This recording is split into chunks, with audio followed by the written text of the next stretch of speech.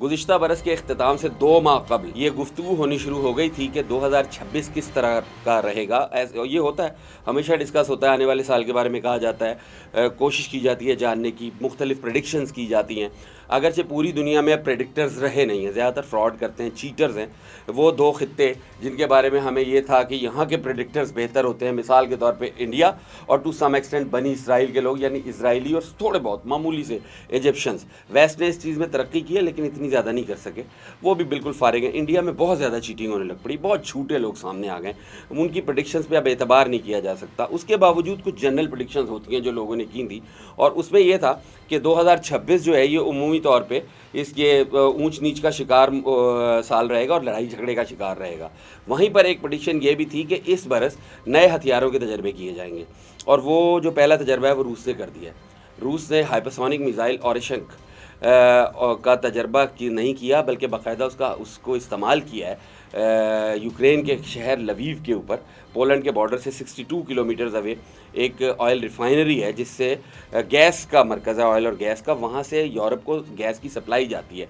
ये जो Scandinavian side है, पोलैंड से लेके और हंगरी और यूगोस्लेविया वगैरह, जहाँ बहुत ज़्यादा ठंड पड़ती है, और फिर सेंट्रल यूरोप तक गैस रूस ही देता है, यूक्रेन देता है। रूस दिया करता था, यूक्रेन अलहदा हुआ तो फिर वो यूक्रेन के पास चूँकि सबसे बड़ा हब है गैस का और रिज़र्व है, तो वो यूरोप को गैस प्रोवाइड करता है। तो यूरोप चूँकि मौजूदा तनाज़े में यूक्रेन के पीछे खड़ा है, तो और बरतानिया और फ्रांस ने ऐलान भी किया था कि हम अपनी फ़ौजें वहाँ डिप्लॉय करेंगे अगर अमन हो जाता है।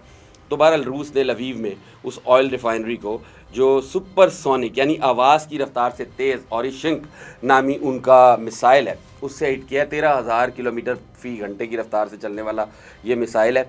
ये 3 सेकंड में 1 किलोमीटर तय करता है, और इसकी पूरी डिटेल जो है वो रूसी सदर पुतिन ने खुद आकर बताई है। अब सवाल ये पैदा होता है कि और ये सबसे बड़ी बात जो थी, रूस और चाइना अपने ऊपर लगे हुए तमाम ही जो दाग हैं वो धोते चले जा रहे हैं। मिसाल के तौर पे चाइना के बारे में कहा जाता था कि ये जो भी प्रोडक्ट बनाता है 3-4 डिफरेंट कैटेगरीज में बनाता है, परफॉर्म नहीं कर पाती। रूसी असलहे के बारे में भी हमेशा हर दौर में अमेरिकन, इवन हम पाकिस्तानी भी ये क्लेम किया करते थे कि असला तो बनाते रहते हैं लेकिन परफॉर्म नहीं करता।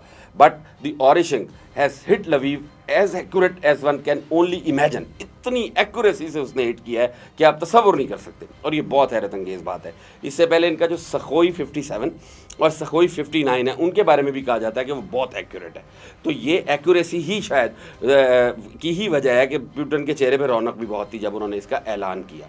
ये आवाज़ से ज़्यादा तेज़ रफ्तार मिसाइल, अब ये अचीवमेंट की हद तक तो बात ठीक है, लेकिन अगर मजमूई तौर पे बात की जाए तो ये बहुत बड़े डिस्ट्रक्टर्स हैं।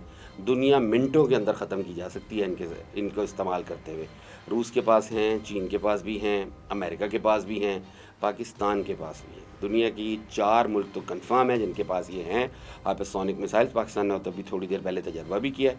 बरतानिया और फ्रांस के पास भी हैं, और टू सम एक्सटेंट कहा जाता है कि इसराइल के पास भी है। दुनिया के 9 ऐसे मुल्क हैं जिनके पास ये मिसाइल मौजूद है। नॉर्थ कोरिया के पास भी है। तो अगर ये 9 मुल्क खुदा ना करे किसी रिफ्ट में पड़ जाते हैं, मिसाल के तौर पे अब सूरत हाल ये है कि सऊदी एयरफोर्स जो है वो सूडान के अंदर हमले कर रही है, और सूडान में जो यूएई की बैक्ड मलेशिया है और वो जो सूडान में गोल्ड वोल्ड के रिजर्व पे कब्जा करके बैठे हुए हैं, उनसे उनको छुड़ाया जा रहा है।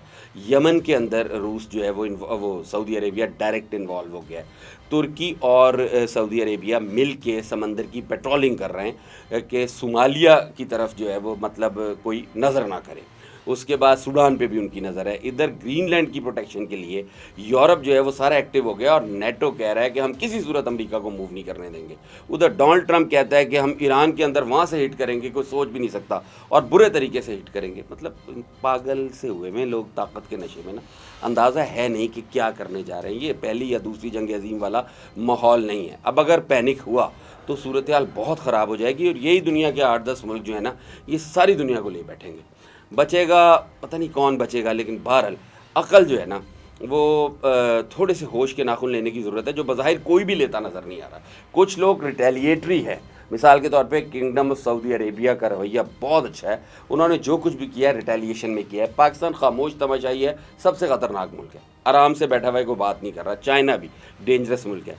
रूस थोड़ा सा खुल के सामने आया। ट्रंप का तो तरीका ही जो है ना, वो जिसको कहते हैं वो धमकियां देने वाला और तड़ियां देने वाला एटीट्यूड उसका तो है ही है।